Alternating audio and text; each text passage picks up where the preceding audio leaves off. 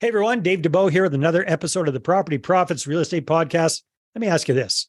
Are you into or do you want to get into investing in small multifamily properties? I'm talking about duplexes, triplexes, fourplexes, sixplexes, that kind of thing. And if so, have you put any thought into how you're going to raise the money to do that? Well, if that's kind of where you're at, then you're going to want to pay close attention to today's episode because my special guest is Mr. Bradley Watson, who is a real estate investor. He's a realtor. He's a podcaster. He's a busy guy. He's a new father at this point. He's got a baby that's 5 months old. And we're going to be talking about raising capital for small multifamily type deals. So Bradley, welcome to the show.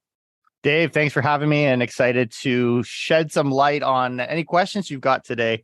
And it's I got the questions. Hopefully you've got the answers. All right. I got some answers. Hopefully they're the ones you're looking for. Well, I think just stories is really a good way to teach people stuff. And hopefully I've got enough stories today. For sure. So let's start with, we were talking off camera here a little bit, and you were telling me that raising capital is something that you become pretty comfortable with. You might not have the whole system completely dialed in, but whatever the heck it is you're doing, it is working for you. And that's what counts. So big picture, when it comes to raising capital, what are you doing right now that's working well for you, Bradley? You hit the nail on the head when you say I don't have a system. And it's funny because, I mean, to a lot of people, I do have a system, but I don't feel like it's built up to the point that you teach in your coaching. I think there's a lot of value in that as well. For me, it's more so been just taking an opportunity to work around the influence that I've developed in the skills that I have. And in my case, that is understanding the market and kind of explaining it in layman's terms to the average investor and homeowner.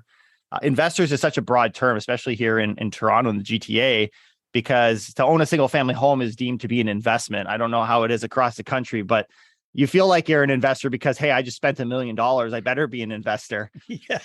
There's a lot of that could be a 12 unit building in some areas of the country, and especially in the States. But yeah, might get you a single family house in Toronto. So a lot of, not that I would define it the same way, but a lot of people join our program as investors or thinking they're investors, and then listening to hear what other investors have to say is going on in the market. And it quickly turns itself into sharing different opportunities, deals that we're working in, small multifamily apartments, kind of like you're describing here. And then just sharing that information with what's going on with our listeners in a different way. People are constantly looking for content. There's a lot of ears. There's not a lot of mouths. Even though it feels from our angle like there's very much a shortage of content, especially in the podcast space. So being able to transfer that over and be able to help people in, well, what do I do next? Right? Like, yeah. I get what's going on, but I don't really know how to go about doing it. Being able to serve that and share those successes has kind of been the way that I've been building capital. And to me, like you mentioned, I find finding deals is about finding people. Finding capital is where I guess I'm more comfortable on my end with doing the runaround.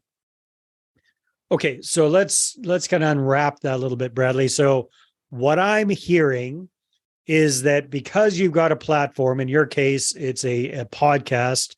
Other people have YouTube channels. Other people have Facebook groups. Other people have Instagram, whatever the hell they are, because I'm not on Instagrams. But they've got their way of getting the word out. Now, how does that turn into capital for you? Because if I understand correctly, your podcast is really about updating people on what's going on in the market in the GTA. How do you turn that listener, that passive listener, into an actual investor for you? Wow, that's another fantastic idea. Hold on to that thought for a sec. We'll be right back. Now, are you a real estate investor who's run out of cash or credit to grow your portfolio? Are you looking to grow your portfolio using other people's money and raising capital? Well, I want to show you how to raise 6 figures or more in 6 weeks or less at my upcoming Investor Attraction Workshop.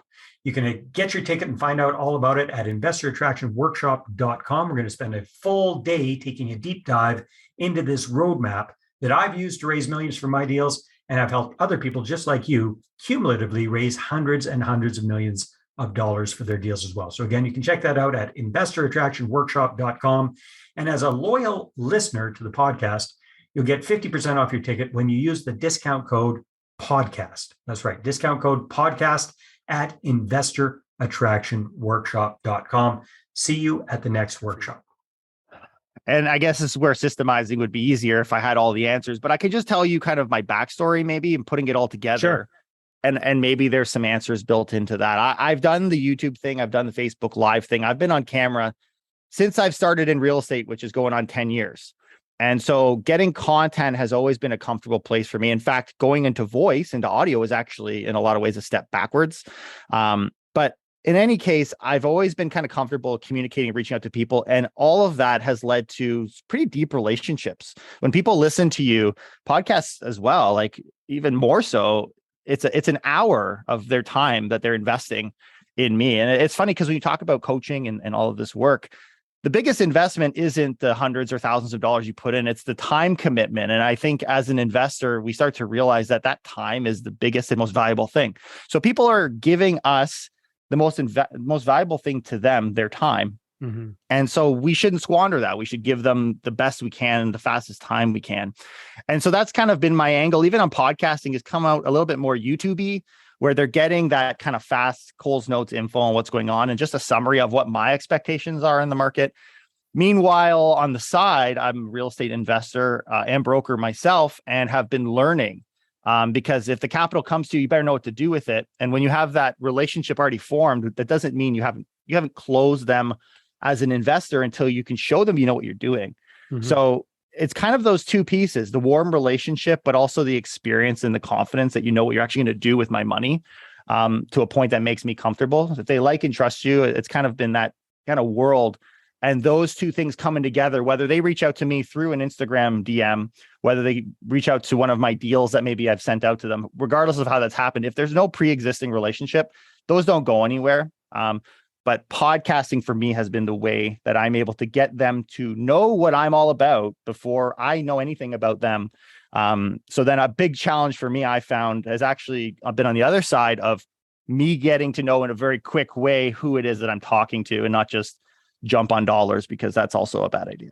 Yeah, that can be a little bit dangerous. It could be a little bit murky in the whole eyes of the securities regulators and all that kind of good stuff. So you definitely have to be a little bit careful there. So you've got the pod. So I'm just trying to piece together how things are working out. So how often is your podcast coming out? Are you weekly, bi-weekly, daily? What do you do? You mentioned it. I've got 3 kids, actually, the youngest being 5 months. So the last little bit, to be honest, the market's been relatively boring, which is maybe why I haven't been putting out as much content. It's been the same as my last podcast that I posted 2 months ago when I told everybody what was going to happen. It's been happening. But on a frequent basis between guests and my own personal podcast sessions, I'll say about once or twice a week, I'll be putting out content. Our numbers are similar to yours. We're just over, I think we're 300 episodes. I don't know. We got a lot of episodes out there. Yeah. That's just kind of tracking. So that's been, that's the frequency. So that relationship is generally at least weekly. Yeah. No, that makes a lot of sense. And I like the fact that what you do with your podcast, very, very smart. You're a realtor, you're a broker. So it just makes sense that you're updating people on what's going on in your local market. That's exactly what you're focused on. That's what you're a specialist in. And then by them hearing you every single week, bringing them fresh, quote unquote, data, even though it hasn't changed for the last couple of months, but basically it's something kind of new and timely. They kind of look to you as a news source, right? So you're a resource for them. So that helps create that trust. That helps position you as the expert, as the authority, because you're updating them week by week or twice a week on what the heck's going on. Time to time, you're bringing on guests. You're providing value. So that makes a lot of sense. So how are you getting people from passive listeners to your podcast to get into some kind of a list so that you can communicate with them a little bit more proactively? Have you got anything going on that way? Yeah, there's a secret sauce in there that needs to be mentioned, and that is humor. My podcast is very much, to be honest, in a lot of ways, our guest podcasts are boring in that they lack humor because they're not scripted. When I'm speaking, it's absolutely scripted, and the humor is sometimes off the charts. Some people come for real estate and they stay for jokes. And so that has been a way to attract and out monopolize the other quote unquote Toronto real estate podcasts, because people want to hear me. I've had folks ask, hey, I'll buy your podcast. If you ever want to stop, I'll take it over. And I would rather stop doing it than give it away, because at the end of the day, people are listening to my voice and my content, my humor. But to your point there, the difference maker I find is especially in Toronto, a lot of investors are definitely small time investors. They've got single family, most likely condos, pre-construction. You might have the odd duplex, but the real magic happens for me in the small multifamily. So we're talking 5+ units. The opportunity to stretch your money, go outside just the GTA through Ontario. So for me, I focus in Ontario, but submarkets, and some would argue you could go further and get more. Absolutely. That's just kind of been the space that I've played in. The opportunity to stretch outside of the walls of the GTA and to get something that's actually going to make money. I know you talk about these profit centers, that introduces them to these new profit centers, and then have a lending, like a helping hand, do it for them with experience, has been the catalyst for someone to sign up. Because you can invest, but very quickly, any serious investor, I don't work with folks that are investing for the first time.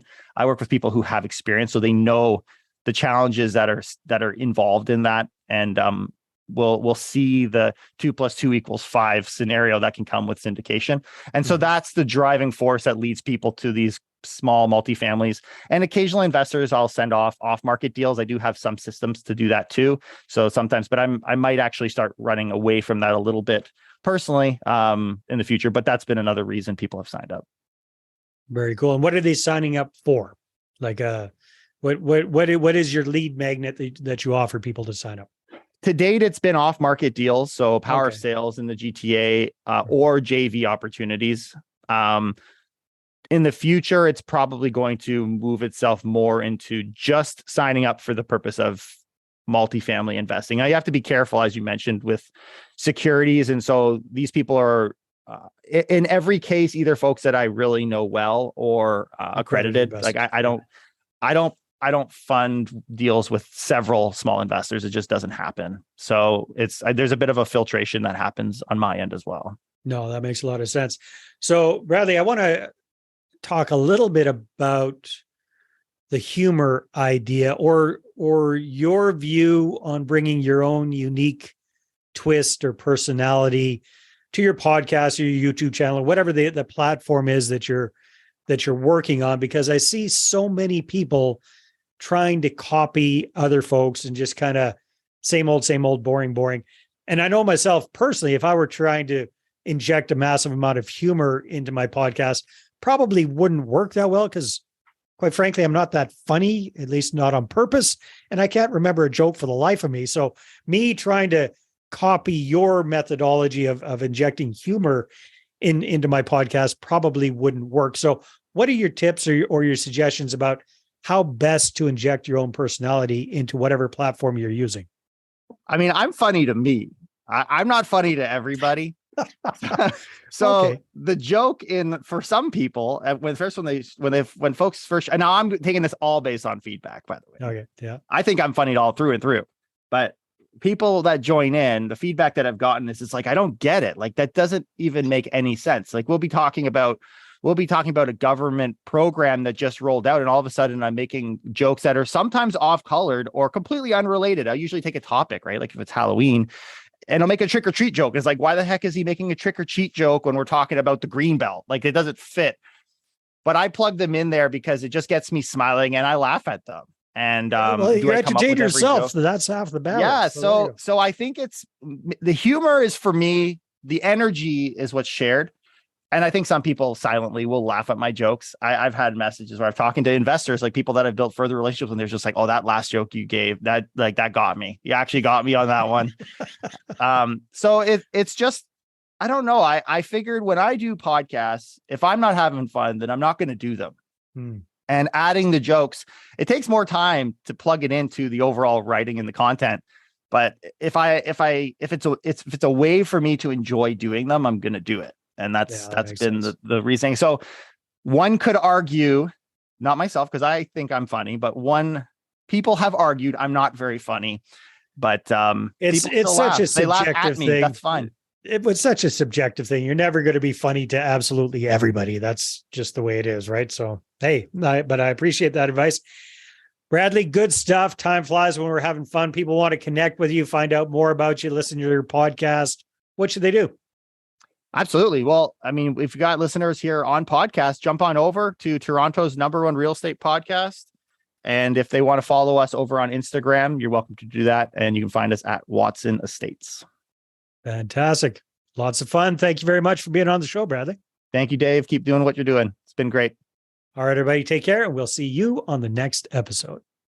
Well, hey there. Thanks for tuning into the Property Profits podcast. If you like this episode, that's great. Please go ahead and subscribe on iTunes. Give us a good review. That'd be awesome. I appreciate that. And if you're looking to attract investors and raise capital for your deals, then I'm going to invite you to get a complimentary copy of my newest book, right back there. There it is. The Money Partner Formula. You can get a PDF version at investorattractionbook.com. Again, investorattractionbook.com. Take care.